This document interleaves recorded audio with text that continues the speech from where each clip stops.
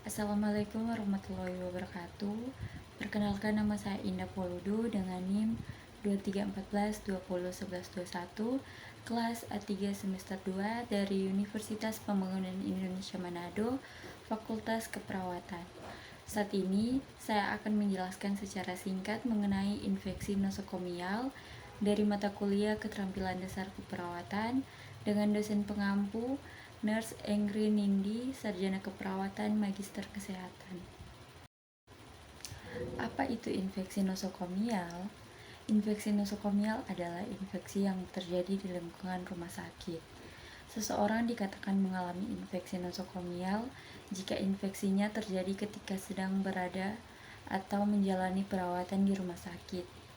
Infeksi nosokomial bisa terjadi pada pasien, perawat, dokter, serta pekerja atau pengunjung rumah sakit.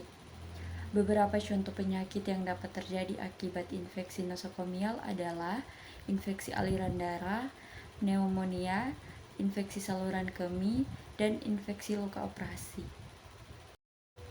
Gejala yang muncul pada penderita infeksi nosokomial dapat bervariasi, tergantung pada penyakit infeksi yang terjadi. Gejala yang muncul antara lain yang pertama demam, yang kedua batuk, yang ketiga sesak nafas, yang keempat ruam di kulit, yang kelima denyut nadi yang cepat, yang keenam tubuh terasa lemas, yang ketujuh sakit kepala, yang kedelapan nyeri otot, yang kesembilan mual dan muntah, yang kesepuluh diare. Penyebab infeksi nosokomial yaitu yang pertama bakteri, yang kedua virus, yang ketiga jamur, yang keempat parasit.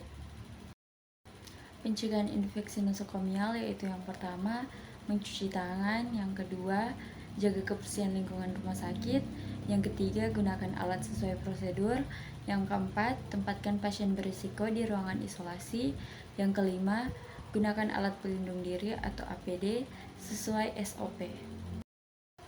Nah, di sini saya akan menjelaskan tentang 5 momen dalam mencuci tangan dan 6 langkah dalam mencuci tangan. Nah, 5 momen dalam mencuci tangan yaitu yang pertama sebelum melakukan kontak dengan pasien, yang kedua sebelum melakukan tindakan aseptik, yang ketiga setelah terkena cairan tubuh pasien, yang keempat setelah melakukan kontak dengan pasien, yang kelima setelah menyentuh lingkungan sekitar pasien.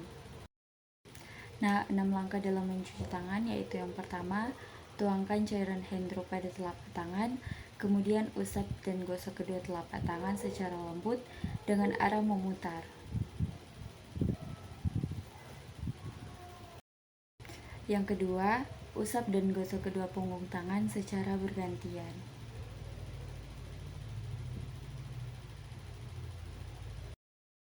Yang ketiga, gosok sela-sela jari tangan hingga bersih.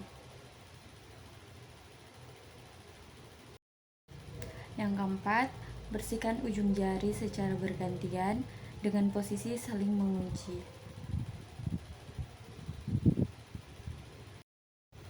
Yang kelima, gosok dan putar kedua ibu jari secara bergantian.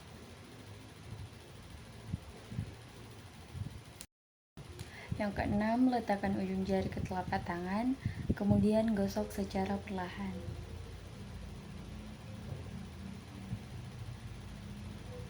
Audio Jungle.